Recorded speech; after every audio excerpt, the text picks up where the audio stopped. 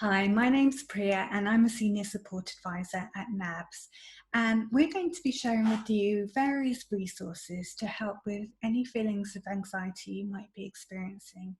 Now, recently, NABS sent out a wellbeing survey to those in the industry, and we found that 66% of you are feeling anxious. And of course, that's entirely understandable in the circumstances. And just to create a sense of normality around what you might be feeling, I wanted to share some examples, some theories that might help to explain what's going on right now. So, there's been a likening of the situation right now with grief, and that absolutely makes sense. But other models we might want to consider are Maslow's hierarchy of needs. Now, many of you might have heard of this, and Maslow was a philosopher who looked at what we most need as humans in order to self-actualize, in order to be the best versions of ourselves. And he created a pyramid where he laid down our really fundamental core needs and then different levels or stages of other needs that we need to fulfill in order to be our best selves.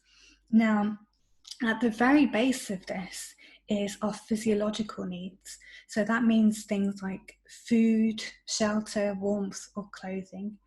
And that's followed by the next level, which is safety, and then comes love, then comes belonging, then comes esteem, and then finally we're able to be our best selves. Now, physiological needs at the very base, at the core of our needs, they've actually been really threatened at the moment, especially a few weeks ago, or even still now. People have been unsure of whether they'll be able to get the food that they need.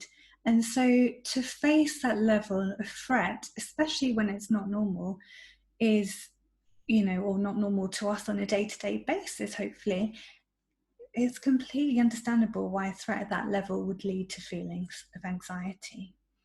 And to give you more of a sense of what might be going on, so in moments like this, our adrenal system's also activated, and in particular, our amygdala.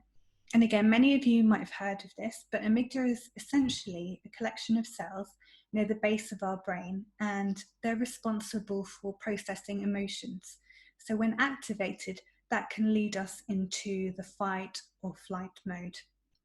And typically this was activated prehistorically or as humans were evolving to protect us from predators. And right now, as I say, the threat to some very basic needs has been triggered. And so it makes sense that this would have been activated.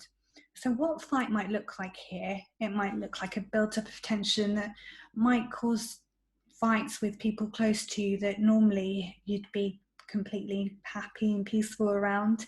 It could be like this urge to rebel against some of the rules around social distancing. Flight could look like perhaps wanting to retreat even more from those around you, even more than the social distancing rules dictate. And then there's a couple more responses it can trigger. And one is freeze, which can look like at the moment perhaps a state of paralysis or numbness, maybe finding it really difficult to leave the house, or perhaps do the things that you think you'd now like to do if you have more time, if you're working from home or if you've been furloughed. And another one that's really not very well known at all is called a fawn response. And this can look like people pleasing. And we can sometimes do this in order to feel a sense of safety with those around us, especially right now as belonging is so key. And a lot of us are feeling that difficult, being in that difficult place of having that distance and lack of rapport with colleagues. So I want to share this with you because knowing that these are physiological responses at a body and mind level, might help to give you a sense that this is a normal reaction, even though it doesn't feel that way. And it might just encourage us to be kind to ourselves when we are experiencing these things, rather than perhaps pushing ourselves to do things we think we should be doing when we're in this bit of a state of freeze, or just being kinder to ourselves in general. And one thing that can be really useful is just to observe our relationship with our emotions. So there tends to be two poles, or I like to think of it in this way. And on the one hand, we can feel like we're completely suppressing our emotions, like, oh yeah, everything's fine, everything's brilliant, and overlooking or bypassing what's actually going inside, those senses of unease, that sense of anxiety. And on the other hand, we can be completely overwhelmed by a sense of anxiety. We might be having panic attacks, or even just feel really, really down, or just feel overtaken by it in general. And it's important to just be aware of where you're falling on that, and knowing that to overcome an emotion, you don't necessarily always have to go into the pain. You don't always have to be in this side of really going through the thickness, the fog of it all. And actually, joy, moments of pleasure in this time are just as helpful for our healing and to keep us going. So it's important to just notice where you are on that spectrum. And if you're kind of bypassing, avoiding those emotions, maybe seeing if there's an outlet that's helpful for you, or there's a way that you can just let it out, whether that's journaling, whether that's speaking to a friend, anything like that.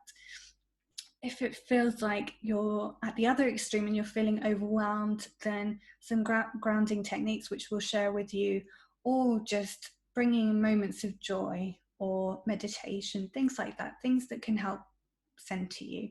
And wherever you are, just seeing if you can find a middle ground where you can observe your emotions, and you can observe that you're not actually your emotions, and you can almost sit there as a witness and see them play out in front of you. So trying to find this middle ground where you've got a healthy expression and release of emotions, but you stay centered and grounded. So that's just something to be aware of. But again, it's bound to overwhelm us at some points. It's bound to be too much for us to think about at some points. And overall, generally, just really, really do your best to be kind to yourself. And even if you can't, don't be critical of yourself then. So it's all about just seeing that our responses, as different as they can seem from how we normally are, there is a reason for them, and it is completely normal in this time.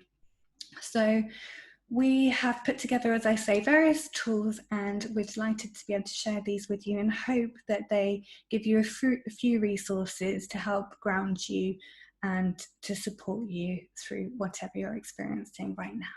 Thank you.